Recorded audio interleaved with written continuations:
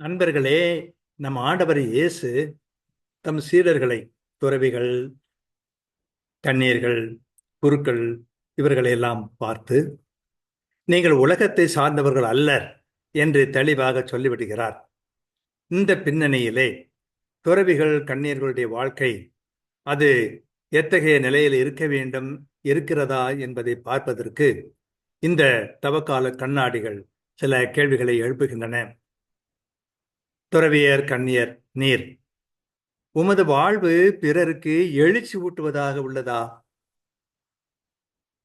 உம்மை ஜாதி வெறி ஆட்டி வைக்கிறதா? நீர் பட்டம் பதவிகளுக்காக பரிதவிக்கிறீரா? நீர் எதிலே கிறிஸ்துவின் சாட்சியாக உள்ளீர்? மிக கருத்தாக சிந்தித்து பார்த்து மனம் திரும்ப வேண்டியவர்கள். அன்பிறைவா, நான் மனம் திரும்ப வேண்டும். மக்கள் மனம் மாற வேண்டும். அதன் மூலம் உலகிலே தீமை மறைய வேண்டும், நன்மை நிறைய வேண்டும். ஆமென்.